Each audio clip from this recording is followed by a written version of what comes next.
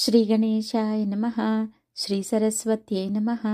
శ్రీపాదవల్లభ నరసింహ సరస్వతి శ్రీగురుదత్తాత్రేయాయ నమః. శ్రీగణపతి సచ్చిదానంద సద్గురుభ్యో నమః. శ్రీగణపతి సచ్చిదానంద 37వ అధ్యాయం కొనసాగుతోంది. పిలిచే గుండెలు. ఇది ఇలా ఉండగా ఇక్కడ ఆశ్రమానికి విదేశీయుల తాకిడి బాగా ఎక్కువైంది. వచ్చే విదేశీయులలో 190 మందికి యోగాసక్తి మాత్రమే కాక యోగంలో ప్రవేశం కూడా ఉండడం విశేషం. యోగం మీద ఆసక్తి చూపే విదేశీయుల మీద స్వామీజీ ప్రత్యేక శ్రద్ధ చూపుతున్నారు. స్వామీజీ నిర్వహించే యోగా తరగతుల విధానాలలో కూడా వీరి నిమిత్తంగా కొన్ని మార్పులు జరుగుతున్నాయి. మొదట్లో యోగాసనాలు మాత్రమే బోధించిన స్వామీజీ క్రమంగా మరింత లోతులకు పోతున్నారు. ఈ యోగా తరగతుల పట్ల అంతకుముందు బాలురు మాత్రమే ఆసక్తి తీసుకుంటూ ఉండగా ఇప్పుడు క్రమంగా కాలేజీ లెక్చరర్లు, ఆఫీసర్లు వంటి వయోజనులు కూడా ఆసక్తి చూపిస్తున్నారు. వీరందరిలో బి శ్రీధరుడు అనే యువకుడు స్వామీజీ యోగ శిష్యుడై తను స్వయంగా కాలేజీ లెక్చరర్ కావటం వల్ల యోగా తరగతుల నిర్వహణలో స్వామీజీకి తోడ్పడుతున్నాడు. అలాగే మరో లెక్చరర్ టిఆర్ కృష్ణప్ప గారు కూడా ఈ యోగంలో ఆసక్తి తీసుకుని స్వామీజీకి సహాయంగా ఉంటున్నాడు. ఈ సంవత్సరం యోగా తరగతులలో ప్రవేశించిన వారిలో అనంతరామకృష్ణ, శ్రీ రమేష్ అనే మైసూర్ బాలురే కాక మీనాక్షి అనే ఫ్రెంచ్ యువతి యోగ విద్యలో చరచరా పైకి వస్తున్నారు. ఫ్రాన్స్ నుంచి వచ్చిన వ్యక్తికి, అందులోనూ యువతికి యోగ విద్య పట్టుబడుతోందంటే ఆశ్చర్యంగా ఉండవచ్చు. కానీ ఆమె సంస్కార బలం మాత్రం భారతీయులకే అనేక మందికి లేదని నిశ్చయంగా చెప్పవచ్చు. 1953వ సంవత్సరంలో ఫ్రాన్స్లో మేరీ డొమియానిక్ రియాండ్ అనే ఒక బాలిక పుట్టింది. ప్రకృతి సౌందర్యం ఉట్టిపడే పరిసరాలు, ప్రేమపాత్రమైన కుటుంబం ఆ పసిపిల్లను ఒక పుష్కరం కన్నా ఎక్కువ కాలం మోహపరచలేకపోయినాయి. 13వ సంవత్సరం నుంచే ఎవరూ చెప్పకుండానే, ఏ పురాణాలు వినకుండానే నేనెవరు, నా జీవిత ధ్యేయమేమిటి అనే మదన బయలుదేరింది. ఈ వెర్రి ఆలోచనలు చేసే కన్నె ముసలమ్మకు ఇక లోకంలో ఏది రుచిస్తుంది? ఆధ్యాత్మిక తపనకు సమాధానంగా ఆ దేశంలో చూపించే భగవద్వర్ణన ఆ పసిదాని జ్ఞానతృష్ణను తీర్చలేకపోయింది. మండు వేసవి దాహాన్ని నోటితడి తీర్చగలదా? భగవంతుడనేవాడుంటే ఈ లోకంలో ఈ దుష్టశక్తులెందుకున్నాయి? ఈ ప్రశ్నకు ఆ పిల్ల విన్న ప్రబోధాలలో గాని, ఆ ప్రబోధాలు చేసే ఆ ప్రవక్తల మనసులలో గాని సమాధానం లేదు. ఆ ప్రశ్నే పాపమని మాత్రం వారు హృదయపూర్వకంగా భావించగలరు. దేన్నైనా తర్కపు లోతట్టులు కుళ్ళగించేలా ప్రశ్నించటం మన సంస్కృతి మనకు నేర్పుతుంది. మనకు పుట్టని 1000 సందేహాలకు ముందే సమాధానాలు చెప్పేస్తాయి మన పురాణాలు, శాస్త్రాలు. ఎంత వద్దనుకున్నా, ఎంత చెడిపోయినా ఇప్పటికే ఆ ధోరణిలో 1,00,000వ వంతైనా మన తరాలకు అప్రయత్నంగానే పట్టుబడుతుంది. కానీ ఆ వాసనే లేని, ఆ గాలే లేని ఒకానొక విశాల దేశంలో ఒక ఒంటరి జీవికి ఈ ప్రశ్న పుడితే, ఈ తపన రేగితే, ఈ మథన తలకెక్కితే ఆ జీవి బ్రతుకు ఎలా ఉంటుంది? అయితే ప్రపంచాన్ని నడిపే శాశ్వత సూత్రాలు కొన్ని ఉన్నాయి. నువ్వు దేనికోసమైతే తీవ్రంగా తపన పడతావో దానికి వాటంతట అవిగా దారులు విచ్చుకోవటం ఆ సూత్రాలలో ఒకటి. ఈ బాలికలోని తపన ఫ్రాన్స్లోనే ఒక యోగాధ్యాపకుణ్ణి చూపించింది. కొద్దిపాటి యోగాసనాలు నేర్పిన ఆ చిన్ని బోధకుడి వల్ల వచ్చిన శాంతే నాకు కొత్త కళ్ళు వచ్చినాయి అని సంబరపడేంతగా ఆ బాలికను తృప్తిపరిచింది. ఈ వచ్చిన కొత్త కళ్లతో ప్రకృతిలోని సౌందర్యంలో దైవత్వ ఛాయను దర్శించగలగటం కేవలం సంస్కార బలమే. ఒక వెండి కొండ, ఒక విశాలమైన లోయ, ఒక సుదీర్ఘమైన జలపాతం, ఒక విస్తారమైన వనం, ఒక గంభీరమైన సముద్రం, ఒక సూర్యోదయం, ఒక పువ్వు, గడ్డిపోచకొసలో ఉయ్యాలలోగే ఒక మంచు బొట్టు, ఇలా కొన్ని వేల సౌందర్య స్థానాలు ఉండవచ్చు. నువ్వు చూడవచ్చు, ఉల్లాసపడనూ వచ్చు, సమ్మోహపడవచ్చు. ఆ ఉద్వేగం పట్టలేక నీ మిత్రులనో భార్యనో వెంటబెట్టుకుని ఆ సౌందర్యాన్ని చూసి, చూపించి ఆనందించవచ్చు. అంత మాత్రమే అయితే ఆ సౌందర్యం ఎంత గొప్పదే అయినా నీవు మాత్రం పంచేంద్రియాలను దాటి ఆరో ఇంద్రియమైన మనస్సు స్థాయికి కూడా చేరలేవు. కనీసం అక్కడికి చేరితే నీ మనస్సు కళాత్మకమవుతుంది. కళకు 100 రేకులున్నాయి. ఏదో ఒక రేకు నీలో విచ్చుకుంటుంది. దాన్ని దాటి ఏ కొంచెమన్నా తొంగి చూడగలిగితే అప్పుడు ఈ వస్తువుకి ఈ సౌందర్యాన్ని ప్రసాదిస్తున్న కీలక స్థానం ఎక్కడుంది అనే అన్వేషణ వ్యక్తంగానో అవ్యక్తంగానో బయలుదేరుతుంది. ఆ అన్వేషణ చుక్కలలో చంద్రుడిలాగా సుదూరంగా వెలుగులీనుతున్న భగవదస్తిత్వం వైపు వేలు చూపిస్తుంది. అనాది కాలంగా మన మహర్షులు, సాధకులు, యోగులు అంతా సుందర హిమాలయాలలో, మనోహర మహారణ్య సీమలలో భగవంతుణ్ణి అన్వేషించారంటే వారిని అక్కడ నిలబెట్టింది కేవలం ఏకాంత ప్రియత్వం మాత్రమే కాదు. నాగరికతా వికారపు పక్షవాతాలు, పోలియోలు సోకని ఆ సహజ ప్రకృతి సౌందర్యంలో విశ్వజనకుని లీలావిలాసం వారికి మరింత స్పష్టంగా గోచరించటమే. ఈ దృష్టి ఆ బాలికకు జన్మసిద్ధిగా లభించటం పూర్వపుణ్యం. ఎంత గొప్పదైనా బహిప్రపంచపు సౌందర్యాన్ని ఆరాధించటం పసిపిల్లల బొమ్మల పెళ్లిళ్ల ముచ్చట మాత్రమే. 20 ఏళ్లు వచ్చి యవ్వనంలో అడుగుపెట్టిన మనస్సుకి తత్వచింతన చేయగల బలం చిక్కేసరికి రిమాండ్కు తన యోగాభ్యాసం చిన్ననాటి గుజ్జనుగూళ్ల వంటగా తోచింది. పెరటి కోనేరు రాజహంసకు తృప్తినిస్తుందా? ధైర్యము, స్థైర్యము, దీక్ష, సాహసము అన్నవి ఫ్రెంచ్ జాతికి జీవలక్షణాలు. ఈ బాలికకు దైవ ప్రేరణ అన్నది మరో అధిక లక్షణం. సద్గురువు కోసం అన్వేషణ ఆ జీవుడికి ప్రత్యేక లక్షణం.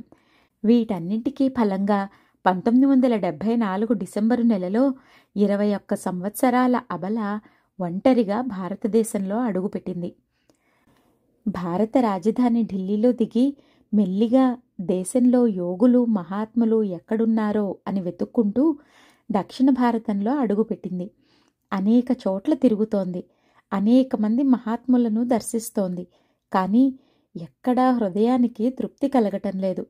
పుదుచ్చేరిలో ఉండగా ఉన్నట్టుండి అంతరాత్మలో ఒక ప్రబోధం వినిపించసాగింది.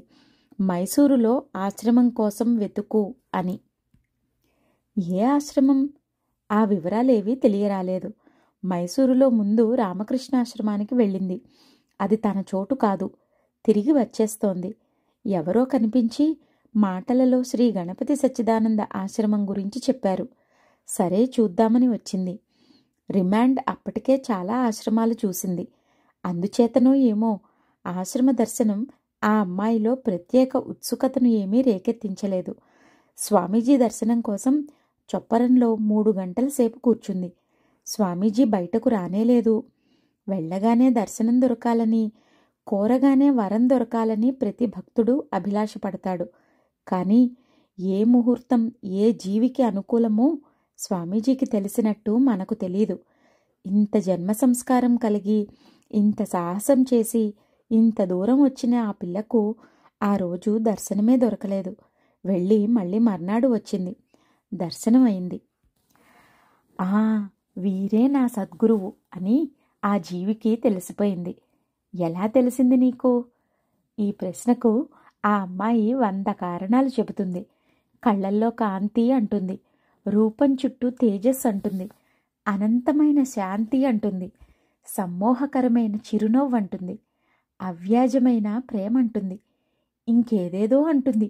ఏమి చెప్పినా జన్మజన్మల హృదయ సాధర్మ్యమే అసలు కారణం.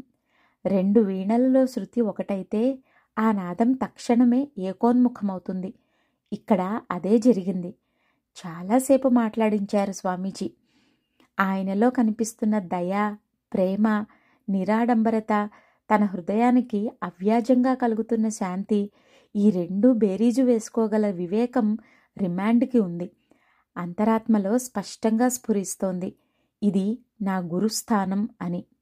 అప్పుడే అడిగేసింది, మీరు అనుమతిస్తే ఆశ్రమంలోనే ఉండిపోతాను అని. ఈ మాట ఎప్పుడొస్తుందా అని ఎదురుచూస్తున్నట్టుగా ఉంది స్వామీజీ వాలకం. అలాగే, ఇక నుంచి నీ పేరు మీనాక్షి అన్నారు స్వామీజీ. నిజంగానే చేపల వంటి కళ్ళు, మీనాక్షి అమ్మవారి వంటి కళాగల ముఖముగల మీనాక్షి త్వరలోనే ఆశ్రమంలోని భజన పిల్లలతో, యోగా విద్యార్థులతో, ఆవు దూడలతో, గజిబిజి పిచ్చికలతో మమేకమైపోయింది. స్వామీజీ కీర్తనలన్నీ ఇక్కడి పిల్లలకు పోటీగా స్వయంగా పాడుతోంది. యోగాభ్యాసంలో తరగతి పాఠాలు కాక ఆమెకు విడిగా కొన్ని అభ్యాసాలు అందిస్తున్నారు స్వామీజీ. హృదయంలోని నిరాశ ఎగిరిపోయింది. ప్రశ్నల చిక్కులు విడిపోయాయి. చివరి లక్ష్యం స్పష్టంగా తెలుస్తోంది. సాధన మాత్రమే మిగిలి ఉన్నది. ఆమెకు స్వామీజీతో మాట్లాడాలని లేదు. తన సాధన, తనకు అప్పచెప్పిన పనులు ఇవి నిర్విఘ్నంగా జరిగిపోతూ ఉంటే రావలసిన ఉపదేశాలన్నీ అంతర్హృదయంలో వాటంతట అవే భాసిస్తున్నాయి. అవి భాసిస్తున్న కొద్దీ సాధన మరింత ముందుకు సాగుతోంది. సాధన సులభంగా లేదు, కానీ ఆ క్లేశమే ఆనందంగా ఉంది. స్వామీజీ ఉపన్యాసాలన్నీ ఆమెకు నిత్యం కరదీపికలుగా పనిచేస్తున్నాయి. అప్పటికి ఆశ్రమంలో సరియైన గదులు లేవు. మిడతలంత దోమలు, గరుకు నేల, ఇరుకు చోటు, కాచని నీరు, కొత్త తిండి ఇవేవీ ఆమెకు ఇబ్బంది కలిగించటం లేదు. పైగా ఆశ్రమ జీవనం శాశ్వతంగా ఉంటే బావుంటుందనిపిస్తోంది. ఆ జీవి లోపల ఏమి అనుభవిస్తోందో, గురుకృప అక్కడ ఎలా ప్రసరించిందో చెప్పేందుకు భాష ఉన్నదా? 1975 సంవత్సరంలోని యోగ విద్యార్థులలో మీనాక్షి ఒక గణనీయ విద్యార్థినిగా రూపొందుతోంది. అలాగే అమెరికా నుంచి జాన్ రిచర్డ్ అనే 20 ఏళ్ల యువకుడు కర్ణాటక సంస్కృతిని అధ్యయనం చేయడానికి మైసూరు విశ్వవిద్యాలయానికి వచ్చాడు. శాంతి అన్న మాట జీవితాలలో నుంచి చెరిగిపోయిన సంస్కృతికి అతను వారసుడు. అశాంతిని పోగొట్టుకోగలము అన్న మాట అతని ఊహకందే మాట కాదు. కోరిక ఉంటుంది కదా ఎవరికైనా. ఇతనికి ఉంది. కానీ ఒక సద్గురువును పట్టుకుంటే, ఆయన అనుగ్రహిస్తే, కొంత సాధన చేస్తే మనశ్శాంతి లభిస్తుందనేది అతనికి తెలిసిన విషయం కాదు. కానీ ఇంతకుముందు 1971లో విద్యార్థిగా ఒకసారి భారతదేశానికి వచ్చి వెళ్ళిన జాన్కి భారతీయ తత్వశాస్త్రం మీద రవ్వంత ఆసక్తి కలిగింది. ఫలితంగా 1972లో కొన్ని హఠయోగ గ్రంథాలు చదివి తనే స్వంతంగా ఆసనాలు వేయసాగిన జాన్కి మరోసారి భారతదేశం వెళ్లే అవకాశం కలిగేసరికి సంతోషంగా వచ్చాడు. అయితే ఈ మాట తత్వశాస్త్రంతో పాటు భక్తి సంగీతం అతన్ని ఆకర్షించింది. అనేక రకాల భక్తి సంగీతాలు ఆసక్తిగా వింటూ ఉండేవాడు. క్రమంగా స్వామీజీ భక్తి సంగీతం గురించి తను విన్నాడు. విని ఏదో సరదాగా ఆశ్రమానికి వచ్చిన జాన్కి ఏం కావాలి అని స్వామీజీ అడిగినప్పుడు ఏమి చెప్పాలో తోచలేదు. ఇది ఊహించని ప్రశ్న. ఎందుకోగాని మనస్సు మొద్దుబారిపోయింది. కొంతసేపైనాక అది మొద్దుబారిపోవటం కాదని, అనిర్వాచ్యమైన ఆనందమని తెలిసింది. ఏదో మాట్లాడాలని ఉంది. క్రమంగా మాట కూడదీసుకుని మనశ్శాంతి అందామనుకున్నాడు జాన్. కానీ నోరు కదలలేదు. ఇంతలో మనశ్శాంతి కోసమా అన్నారు స్వామీజీయే. అవును స్వామీజీ అన్నాడతను. ఏదో ప్రపంచంలో అసాధ్యమైన పని జరిగిపోయిందన్నట్లు. మందుల షాపుల్లో రోగాలకు మందులుంటాయి. ఆ రోగం వస్తే ఏ వ్యక్తికైనా అదే మందు. కానీ స్వామీజీ దగ్గర మనిషికొక మందు ఉంటుంది. ఎవరి మందు వారికే. నువ్వు ఎప్పుడూ హృదయం చెప్పినట్లే నడుచుకో అని ఉపదేశించారు స్వామీజీ. ఆ తరువాత ఉన్నట్టుండి నన్ను USA తీసుకువెళతావా అన్నారు స్వామీజీ. విద్యార్థిగా వచ్చిన వాడితో ఇదేం మాట అనుకున్నాడు జాన్. కానీ ఏదో తెలియని ఆనందంలో ఉన్న జాన్ అవును స్వామీజీ తీసుకువెళతాను అన్నాడు సంతోషంగా. అన్నాక నాలిక కొరుక్కొని ఊరుకున్నాడు. ఆ రోజు ఆదివారం. మరికొంతమంది పాశ్చాత్య మిత్రులతో కలిసి వచ్చాడు జాన్. వెనుక వరుసలో కూర్చున్నాడు. భజన మొదలుపెట్టబోయే సమయానికి ముందుకు వచ్చి కూర్చోమని కబురు చేశారు స్వామీజీ. వెళ్ళి స్వామీజీ ఎదురుగా కూర్చుంటూ తన టేప్ రికార్డరు సవరించుకున్నాడు జాన్. అలా సవరిస్తూ నీరసపడిపోయాడు. ఆ టేప్ రికార్డర్లోని బ్యాటరీలు లీక్ అయ్యి కారిపోతున్నాయి. ఇక పని చేయవు. చేయగలిగింది లేక నిరుత్సాహంగా అన్నీ చుట్టి పక్కన పెడుతూ ఉండగా దగ్గరకు రమ్మని సంజ్ఞ చేశారు స్వామీజీ. ఏమిటో అనుకుని దగ్గరకు వెళితే ఒకసారి అతని టేప్ రికార్డర్ని తన చూపుడు వేలుతో తాకి, పని చేస్తుందేమో ప్రయత్నించి చూడు అన్నారు స్వామీజీ. మర్యాద కోసం 2-3 మాటలు రికార్డ్ చేశాడు. వెనక్కి తిప్పి పలికించి చూస్తే చక్కగా పలికింది టేప్ రికార్డర్. తల తిరిగినంత ఆశ్చర్యపోయాడు జాన్.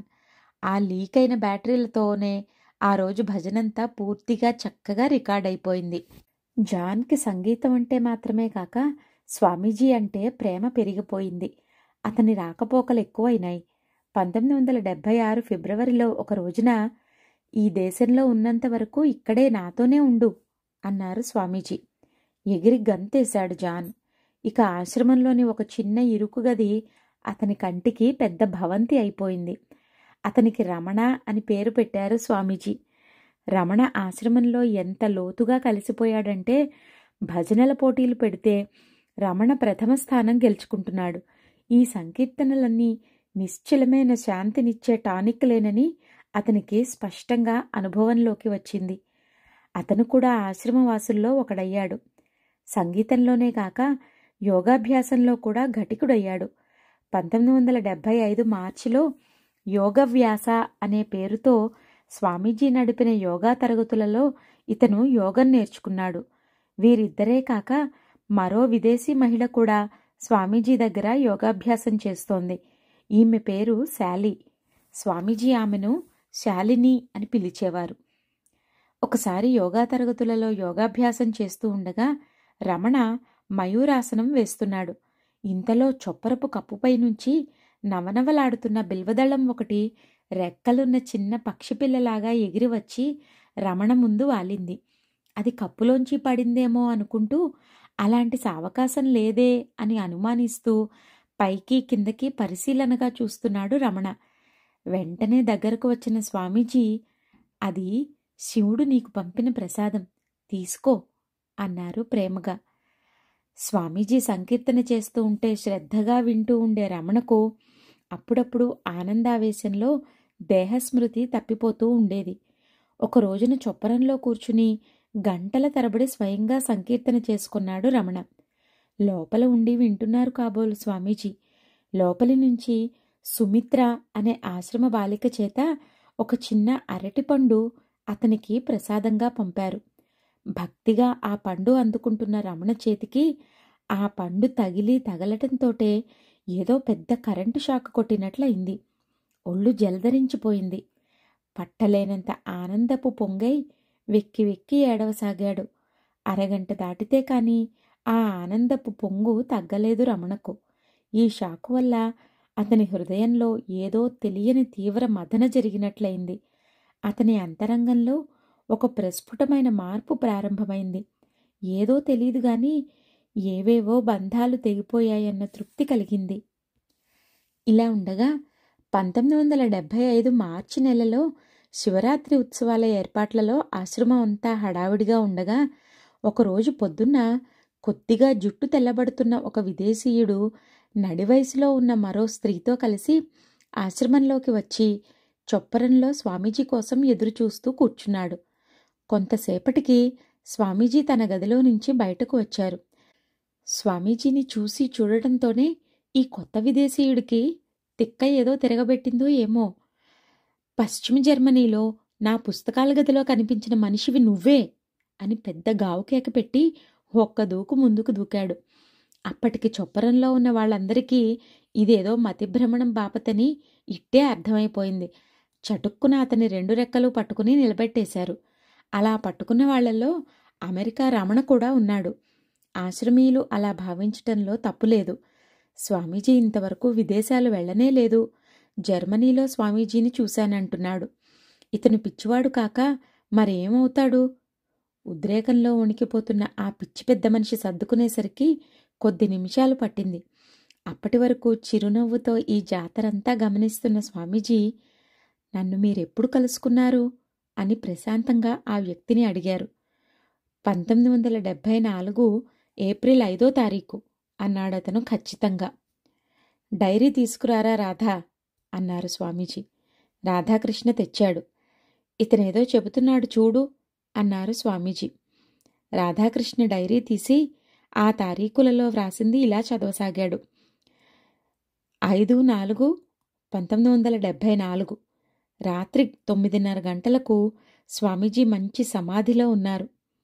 10:30 ఈరోజు ఇంకా భిక్ష తీసుకోలేదు, ఇంకా సమాధిలోనే ఉన్నారు. 11:30 గదిలో నుంచి బయటకు వచ్చారు. అలసటగా ఉన్నారు. ఫలహారం వద్దన్నారు. ఏమంటే విదేశాలకు వెళ్ళి వచ్చాను, అలసటగా ఉంది అంటున్నారు. ఏప్రిల్ 6, 1974 ఉదయం 9 గంటలు స్వామీజీ ఇంకా పూజ చేయలేదు. 10 గంటలు ఇంకా విశ్రాంతి తీసుకుంటున్నారు. 10:30 డాక్టర్ జాదవ్ వచ్చారు. స్వామీజీని పరిశీలించారు. ఆరోగ్యంలో తేడా ఏమీ లేదు, అలసిపోయినట్లుగా ఉన్నారు అని చెప్పారు. స్వామీజీ ఇలా చెప్పారు. గత రాత్రి నేను చాలా దూర ప్రయాణం చేశాను. ఒక విదేశీయుణ్ణి అతని దేశంలో కలిశాను. అతను పై ఏటికి ఆశ్రమానికి వస్తాడు. అప్పుడు నేనెక్కడికి వెళ్ళింది మీకు తెలుస్తుంది. రాధాకృష్ణ చదివింది విన్నాక చొప్పరంలో ఉన్న ఇతరులకు బుర్ర తిరగసాగింది. అప్పుడందరూ ఈ కొత్త వ్యక్తి గురించి విచారించసాగారు. ఆయన పేరు ఆస్కార్ మార్సెల్ హింజ్. వాళ్లది పశ్చిమ జర్మనీ దేశం. అక్కడ హాలెండ్ నగరంలో ఆయన వేదాంతం ప్రొఫెసర్. ప్రస్తుతం తూర్పు దేశాల ఆధ్యాత్మికత గురించి పరిశోధన చేస్తున్నాడు. అందులోనూ భారతదేశపు ఆధ్యాత్మికత గురించి విశేష పరిశోధన చేస్తున్నాడు. శ్రీచక్రం మీద పరిశోధనలు చేసి ఇప్పటికే శ్రీచక్రం మీద ఒక గ్రంథం రాశాడాయన. ఈ ప్రయత్నంలో ఈయనకు శ్రీచక్రం మీద, శ్రీదేవి మీద అవ్యాజమైన భక్తి పుట్టింది. అందువల్ల ఎటు చూసినా శ్రీచక్రమే కనిపించాలని తన ఇంట్లో ప్రతి గదిలో అనేక రకాల శ్రీచక్రాల బొమ్మలు వ్రాసి అట్టిపెట్టుకున్నాడట. ఈ హింజ్ గారు 1974 ఏప్రిల్ 5వ తారీఖున రాత్రి నిద్రపోతూ ఉండగా అర్ధరాత్రి ఉన్నట్టుండి మెలకువ వచ్చింది. గదిలో ఒక చిన్న లైట్ వెలుగుతోంది. హింజ్ గారు మంచం మీద కూర్చుని ఇటూ అటూ చూస్తూ ఉలిక్కిపడ్డాడు. ఎదురుగా 2-3 గజాల దూరంలో ఒక పుస్తకాల బీరువా పక్కన పెద్ద గడ్డాలున్న ఎర్రబట్టల మనిషి ఒక ఆయన నిలబడి ఉన్నారు. ఆయనను ఇంతకు ముందెప్పుడూ తను చూసి ఉండలేదు. ఎవరైనా దొంగేమో అని భయపడుతూ, "ఏయ్, ఎవరు నువ్వు? ఇక్కడేం చేస్తున్నావు?" అని గట్టిగా గద్దించాడు హింజ్ గారు. ఎదుటి వ్యక్తి సమాధానం చెప్పలేదు. కానీ ఆ రూపం మాత్రం చూస్తూ ఉండగానే క్రమక్రమంగా కరిగిపోయింది. కళ్ళ ఎదుటి రూపం కరిగిపోయింది గాని ఈ కొద్ది నిమిషాలలోనే ఆ రూపం అన్ని సూక్ష్మ వివరాలతోనూ హృదయంలో శిల్పం చెక్కుకుపోయింది. ఆ ముఖంలో ఉన్న విశేషమేమిటో గాని కళ్ళు తెరిచినా మూసినా ఆ రూపమే అంత స్పష్టంగానూ అంత కాంతితోనూ కనిపిస్తూనే ఉంది. ఎలాగైనా సరే ఈ వ్యక్తిని చూడాలని గట్టి కోరిక పుట్టింది. అయితే ఆయన ఊరు పేరు రెండూ తెలీదే, కలుసుకునేది ఎలా? ఏమైనా ముఖం పోలిక బట్టి, ఆ రంగు బట్టి, ఆ కట్టుకున్న బట్ట బట్టి ఆయన భారతదేశీయుడై ఉండాలి. ఈయన ఒక సన్యాసిగాని యోగిగాని అయి ఉండవచ్చు, కాకపోవచ్చు. ఒకవేళ అయినా భారతదేశంలో అనేక మంది సన్యాసులుంటారు, యోగులుంటారు. అందులో ఈ నల్లగడ్డాల మనిషి ఎవరో, ఎక్కడుంటారో? ఇలా మదనపడుతుండగా హింజ్ గారి దగ్గర చదువుకున్న విద్యార్థిని ఒక ఆమె ఆధ్యాత్మిక విషయమైన పర్యటన చేయటానికి భారతదేశం వచ్చింది. ఆమె అనేక మంది మహాత్ములను సందర్శించింది. ఆ సంచారం అయినాక తన గురువు హింజ్ గారికి ఒక ఉత్తరం రాస్తూ, మైసూరులోని శ్రీ గణపతి సచ్చిదానంద స్వామీజీ సాటిలేని మహాపురుషులు, మీరు తప్పక ఆయనను దర్శించాలని స్వామీజీ గురించి చాలా వివరంగా రాసింది. ఆ ఉత్తరం చదివినాక ఉత్కంఠ కలిగి మైసూరు ఆశ్రమానికి వచ్చాడు హింజ్ గారు. తను సంవత్సరం నుంచి వెతుకుతున్న వ్యక్తి ఇక్కడ దొరికేసరికి ఆనందాశ్చర్యాలు ఆపుకోలేక అలా అరిచాడు. అది ఆ పెద్ద మనిషి కథ. జనమంతా సద్గురువును కలిశాక నిదర్శనాల కోసం వెతుక్కుంటారు. నిదర్శనం ముందు జరిగి దర్శనం తర్వాత జరిగింది హింజ్ గారికి. ఎంత అదృష్టం! జన్మసిద్ధమైన సంస్కారంతో శ్రీచక్రోపాసన చేసిన వాడికి ఫలం ఇంతకన్నా అల్పంగా ఉంటుందా? హింజ్ గారు మరికొంతకాలం ఇక్కడే ఉండి స్వామీజీ దగ్గర మరింత ఆధ్యాత్మిక పురోగతి సాధించాలని నిశ్చయించుకున్నాడు. ఆయనకు ఆశ్రమంలోనే ఉండటానికి అనుమతిచ్చి యోగిరాజ్ అని నామకరణం చేశారు స్వామీజీ. ఆయనతో వచ్చిన ఆమెకు గుణవతి అని పేరు పెట్టారు స్వామీజీ. శివరాత్రి దగ్గర పడుతూ ఉండగా ఒకరోజు సాయంత్రం కట్ట దగ్గరకు రమ్మని రమణకు, యోగిరాజు గారికి కబురు వచ్చింది. వెళ్లేసరికి స్వామీజీ స్వయంగా హోమగుండంలోకి దిగి నిలబడి బకెట్లతో బూడిద ఎత్తి పైకి పోస్తున్నారు. బయట నిలబడ్డ పరివారం అందుకుంటున్నారు. ఆశ్చర్యంగా చూస్తున్న రమణతో, ముట్టుకు చూడు అన్నారు స్వామీజీ. రమణ, యోగిరాజ్ ఇద్దరూ ముట్టుకున్నారు. చెయ్యి కాలిపోతున్నంత వేడిగా ఉంది భస్మం. చల్లబడిన హోమగుండంలో బూడిదే ఇంత వేడిగా ఉంటే రేపు శివరాత్రి నాడు స్వామీజీ దిగేటప్పుడు ఆ గుండం ఇంకెంత వేడిగా ఉంటుందో ఊహించుకుని ఆశ్చర్యపోయారు వారిద్దరూ. శివరాత్రి మరింత దగ్గర పడుతూ ఉండగా మద్రాసులో రాజారాం నాయుడు గారింట్లో ఒక విశేషం జరిగింది. ఆ శివరాత్రికి ముందు రాజారాం గారి సోదరులు మరికొందరు భక్తులు ఆశ్రమానికి వెళ్లదలుచుకుని ఈయనను కూడా రమ్మన్నారు. పనుల ఒత్తిడి వల్ల కుదరదన్నాడు రాజారాం గారు. వాళ్ళు బలవంత పెట్టసాగారు. నిజానికి ఈయనకది నిజంగా అంత తీరిక లేకపోవటం కాదు, కొంత ఇష్టం లేకపోవటం కూడాను. బంధువులు బలవంత పెడుతూ ఉంటే ఈయనకు ఒక ఆలోచన వచ్చింది. వెంటనే తన పూజామందిరంలోకి వెళ్ళాడు. అక్కడ ఒక చిన్న స్వామీజీ ఫోటో ఉంది. దాని దగ్గరకు వెళ్ళి, స్వామీజీ, మీకు నిజంగా నేను శివరాత్రి ఉత్సవాలకు ఆశ్రమానికి రావాలని ఉంటే ఈ పూజామందిరంలో ఉన్న ఎలక్ట్రిక్ బల్బు నేను హారతి ఇవ్వటం పూర్తయ్యే లోపల వెలిగేటట్టు చెయ్యండి అని హారతి వెలిగించే ప్రయత్నంలో పడ్డాడాయన. ఆ సంవత్సరం మద్రాసులో తీవ్రమైన పవర్ కోత నడుస్తోంది. అందువల్ల ఆ సమయంలో కరెంటు లేదు, ఇప్పుడప్పుడే రాదు. అందువల్లే ఆయన స్వామీజీకి ఆ వింత షరతు పెట్టాడు. ఆయన హారతి పూర్తి చేసేసరికి పూజామందిరంలో లైటు వెలిగింది. రాజారాం గారికి లోపలే వణకక తప్పలేదు. దాంతో నోరు మూసుకుని మైసూరు బయలుదేరాడు. ఆ రోజుల్లో ఆశ్రమంలో గదుల వసతి లేదు కనుక శక్తిగల వారంతా హోటళ్లలోనే ఉండేవారు. ఈయన కాలికట్ నుంచి వచ్చిన ఈయన సోదరుడు, ఈయన మిత్రులు జోషి గారు, చోషి గారు, దావే గారు, మద్రాసు విఆర్ గోపాలన్ గారు, రఘోత్తమ్ గారు మొదలైన వారంతా ఒక హోటల్లోనే దిగారు. ఆ రోజు మార్చి 10వ తేదీ. మద్రాసు భక్తులు మైసూర్ చేరకముందే ఆ రోజు పొద్దున్నే ఆశ్రమంలో ఒక విశేషం జరిగింది. యోగిరాజ్ గారిని అసలే ఇరుకుగా ఉన్న యుఎస్ఏ రమణ గదిలో సర్దుకోమన్నారు. వారిద్దరూ ఆ గదిలోనే చాపల మీద పడుకున్నారు. నిద్ర సుఖమెరగదని సామెత. హంసతులికా తల్పాల మీద దోమతెరలతో పరిచారికల వింజామర గాలిలో పడుకునే మహారాజుకు తన నిద్రలో వచ్చే సుఖానికి, చెట్ల కింద కటికనేల మీద పడుకుని నిద్రపోయే బిచ్చగాడికి తన నిద్రలో వచ్చే సుఖానికి తేడా ఏమీ లేదు. ఇద్దరికీ ఇంద్రియాలు లయిస్తాయి. ఇద్దరి శరీరాలను వారి వారి ప్రాణశక్తి రక్షిస్తుంది. ఇద్దరి మనసులు తమోగుణావృతమైన ఆత్మస్థితిలో లయిస్తాయి. ఇద్దరికీ ఒకే ఆత్మానందం కలుగుతుంది. ఆత్మలయ స్థాయిని పెంచుకోగలిగితే ఆనందం మరింత తీవ్రమవుతుంది. అప్పుడు భీష్ముడిలాగా ములుకుల మీద పడుకున్న లోటేమీ ఉండదు. తనకు తెలియకుండానే ఉన్నతాత్మస్థాయికి చేరిన హింజ్గారిని తనకున్న అలవాటుకు భిన్నంగా ఆ రోజు కొంచెం ఆలస్యంగా మెలకువ వచ్చింది. అప్పటికి తెలతెలవారుతోంది. అలా ఆలస్యంగా మెలకువ వచ్చినందుకు సిగ్గుపడుతూ చటుక్కున లేవబోతూ ఎందుకో పక్కకు చూశాడు హింజ్గారు. తన దిండు పక్కన నేల మీద 2 పాదముద్రలు కనిపించినాయి. ఎవరో అరికాళ్లకు నూనె రాసుకుని వచ్చి నిలబడ్డట్టున్నాయి ఆ పాదముద్రలు. కాని తలుపు దగ్గర నుంచి దిండు దాకా ముద్రలు లేవు. అయినా తలుపు గడియ పెట్టి ఉంది. ఆయన ఆశ్చర్యపడి రమణను లేపి చూపాడు. అతను పరిశీలించి, ఇవి గుళ్లల్లో అమ్మవారి పాదాల గుర్తులల్లే ఉన్నాయి అన్నాడు ఆశ్చర్యపోతూ. ఇద్దరూ పరిశీలించి చూస్తూ ఉండగానే వాటిలో ఒకటి దానంతట అదే చెరిగిపోతోంది. ఒకటి చెరిగిపోయిన తరువాత మెల్లిగా క్రమక్రమంగా 2వ ముద్ర కూడా చెరిగిపోయింది. బిగబట్టిన ఊపిరితో, ఉప్పొంగుతున్న రక్తంతో, ఉరుకుతున్న మనస్సుతో దాన్ని నిశ్చలంగా గమనిస్తున్న హింజ్గారు 2 ముద్రలు పూర్తిగా అంతరించిపోయినాక ఒక ఉదుటున చొప్పరంలోకి పరిగెత్తాడు. స్వామీజీ ఎదురుగానే ఉన్నారు. స్వామీజీ, స్వామీజీ, మీరు మళ్ళీ నా దగ్గరకు వచ్చారు. మీ పాదముద్రలు నేను, రమణ ఇద్దరం చూశాం అన్నాడు హింజ్ పసిపిల్లవాడిలాగా. అవి నా పాదముద్రలు కావు హింజ్, నిన్ను అనుగ్రహించటానికి శ్రీమాత వచ్చింది. ఆ తల్లి పాదాలవి అన్నారు స్వామీజీ. ఆ శ్రీచక్ర పరిశోధకుడు మరింత ఆశ్చర్యపోయాడు.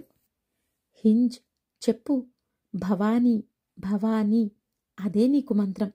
కదలకుండా కూర్చుని 2 గంటల సేపు ఈ మంత్రం జపించు. శ్రీదేవి దయ నీ మీద ప్రవహిస్తుంది అని చెప్పి లోపలికి వెళ్ళిపోయారు స్వామీజీ.